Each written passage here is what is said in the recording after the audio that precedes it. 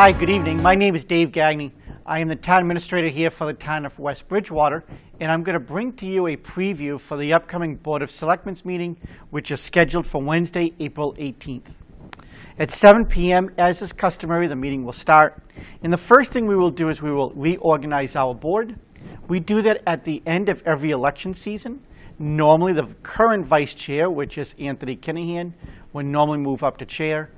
The current clerk, Alden Morero, would move up to vice chair, and our newest member, congratulations to Denise Reyes for winning this past Saturday. She would then take her place as the new clerk as the Board of Selectmen. Of course, that's all subject to a vote, but that is what is the customary process. So that is what they will do first.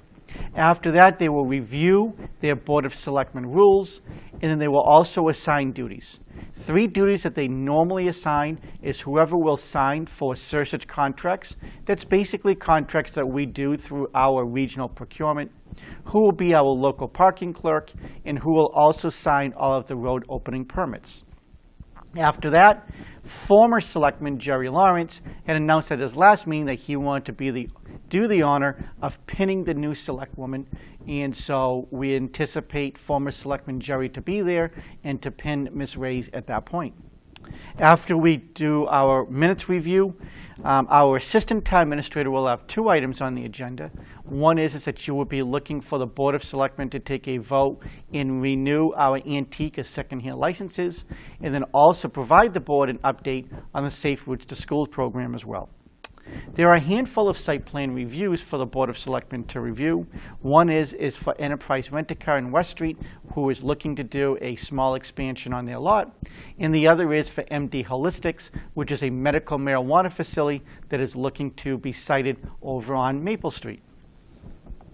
Annually, we do an Arbor Day proclamation, so we will do that. And then we will also vote on non-union, non-contractual raises before the board. That's what they normally vote on, and that usually happens right before the budget is voted on, which brings us to our next agenda item, which is our FY19 budget. So the Board of Selectmen are tasked by law to provide a balanced budget for the Finance Committee to do their final reviews on that will go to town meeting this year on June 4th. So the Board of Selectmen will be taking their final review and voting on that budget.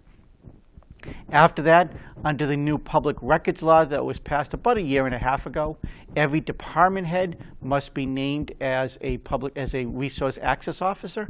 And so with the appointment of our new fire chief, we will be appointing our fire chief in that respective role in reference to anything that comes in pertaining to the fire department. The Board of Health has sent a communication to the Board of Selectmen informing them that on May 5th they will have their annual rabies clinic. And then under my report, a handful of town use vehicles, town use property access, town use access roads for Boy Scouts and also for graduation. Again, according to the policy, is that I sign off on it and inform the board. In addition, the disabled veterans normally hold an annual fundraiser at some of our retail facilities, normally Market Basket, but they always seek the input from the Board of Selectmen first. Then we will have a quick discussion on the results of the non-binding referendum questions at this past election. We asked the residents 3 questions about retail cultivation of retail marijuana and whether or not we should zone for it as well. And the reason is because we have to make a decision what, if anything, to bring to town meeting.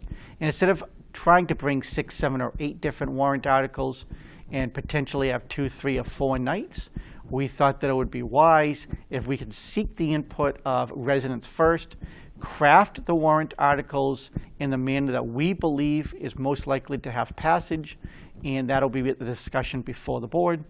And then after that, we have been in the middle of our budget season, and part of that budget season is capital budget review. So I'll be presenting the information to the Board of Selectmen just as an FYI, so they know what the capital budget has been working on, the capital budget committee. They will not be voting on it. They will actually be voting on capital budget items at their following meeting on May 4th. As is normal, the meetings are the first and third Wednesdays of every single month at 7 p.m. in the Board of Selectmen's meeting room on the 2nd floor in the town hall. It's an open meeting. You are more than welcome to attend. Thank you very much, and have a good evening.